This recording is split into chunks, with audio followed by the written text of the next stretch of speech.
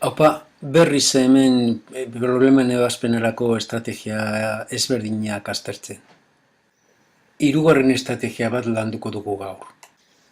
Gelditu une batean bideoa eta irakurri arreta enuntziatua. Agian badaukazu buruan estrategia bat, enuntziatua ulertu duzu, estrategia bat buruan daukasuna horrela eramango duzu, eta horrela egin da emaitza lortzen baduzu, ondoren egiaztatu ahalko duzu. Ez baduzu lortzen, badakizu, bilatu beste estrategia bat. Kontuan izan, egindako lana beti onerako dela. Beti zeo zer ikasi duzu eta aurrera egiten ari zara. Blokeoa gainditzen eta bide berriak aurkitzen ikasten duzu. Hau bezalako problemetan argi dago zein den estrategia egokiena. Esperimentatu kasu errezago batzuekin. 7/2009 oso zenbaki handia da eta horrekin gure kalkulagailoen ahalmenetik kanpo dago emaitza adierazpen esponentziala erabilita emango digu eta beti borobilduta. Baina borobilketa horrek ez digu balioko, eskatzen diguten galderarako. Az gaitezen kalkulu hauek egiten. 7/1, 7/2, 7/3, 7/4 eta horrela berreketa hasierako berreketak ea erregulartasunen bat topatzen dugun. Hasiera batean, hasierakoak errezak izango dira, besteak kalkulatzeko kalkulagailoa erabiliko dugu.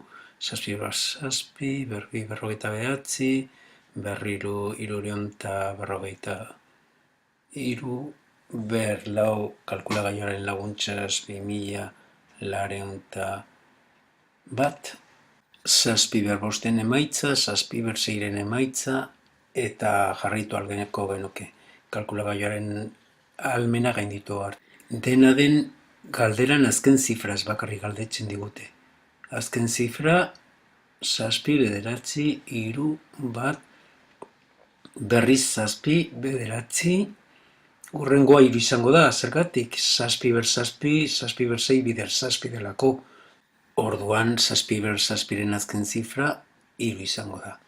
Ikusten ari gara azken zifra 7/9 bat segida hau errepikatzen dela launaka eta ondorio 7/7ren azken 7/8ren azken zifra ere bat izango dela. 7/12ren azken zifra, arrazoi berberagatik, bat izango da. Orduan, 7/2009. Berretzaile honek lauren multiploekin zer relazioa du? 2009 zati lau egin beharko genuke.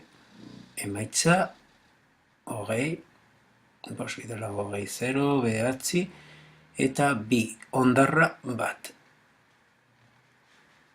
Orduan hau da, 7/lau 52 aldiz, eta behin gehiago. Orduan, honen azken zifra zein izango da?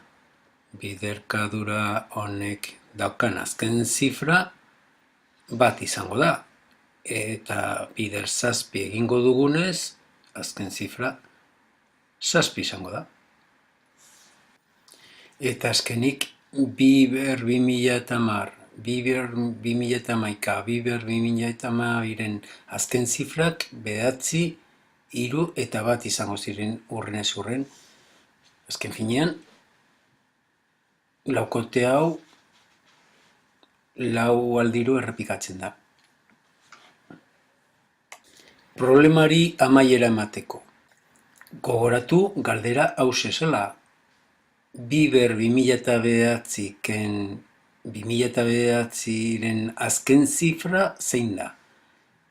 Ikusi dugu honen zenbaki handi honen azken zifra 7 izango dela. Ken 2009 egiten badugu, azken zifra zein geratuko da? 6. Argi dago 6 izango dela. Zergatik, 7 amaitzen den zenbaki bati 2009, hau da, 9 amaitzen den beste zenbaki bat kentzen badiogu, kenketa egiterakoan 9tik 17ra 6 dagoelako. Problema bukatutzat eman dezakegu.